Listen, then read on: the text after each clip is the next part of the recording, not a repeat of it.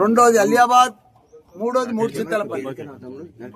రెండుట్లలో కూడా TRS party మా కేసీఆర్ గారి ఆశీర్వాదంతో మెజార్టీ సీట్లు గెలుచుకున్నాం. కరెక్ట్గా అందరం కూడా ఈరోజు ప్రజెంట్ అయినాం. దానికి మా శ్రీదేవి చైర్మన్గా ఎన్నికైంది.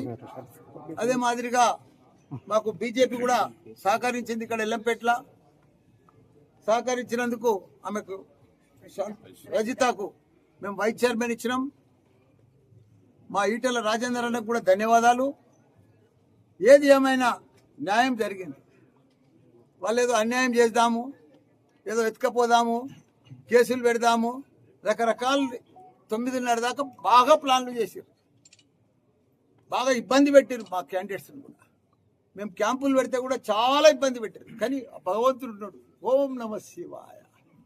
ఆ శివుడే కాపాడిండు మమ్మల్ని. నేను రాత్రి అంతా జాగారం చేసిన, 1,00,000 మందితోటి జాగారం చేసిన మా కాలేజీలో. నేను ఒక్కటే చెప్పిన శివునికి, భగవంతా నీ జాగారం చేస్తున్నా, నీ భక్తుని కాపాడమన్నా. తప్పకుండా 10:30 కాపాడేసి. లేకపోతే ఇలా అరాచకం ఉండే, ఎత్తుకపోయేది ఉండే మా క్యాండిడేట్స్లో.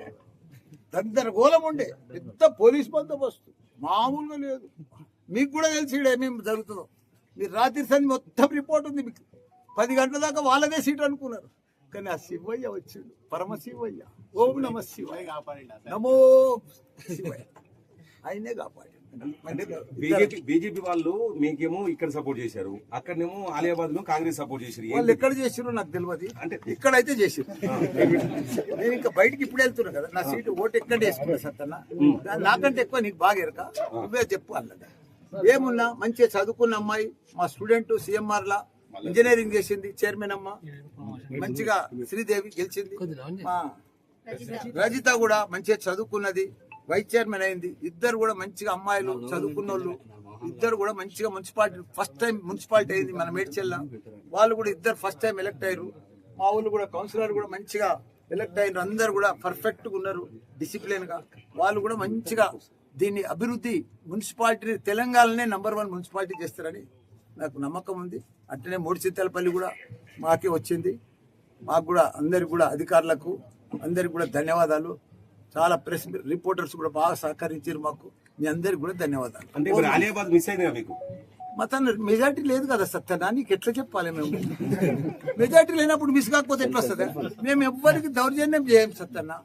మాకు మెజార్టీ ఉన్నా మాకు వాళ్ళు దౌర్జన్యం చేద్దాం అనుకోరు కాంగ్రెస్. కానీ కాలే భగవంతుడు కాపాడి. ఇంకేం లేదు. మీకు కూడా తెలుసు, నాకు కూడా తెలుసు. బస్. ఓం నమస్తే.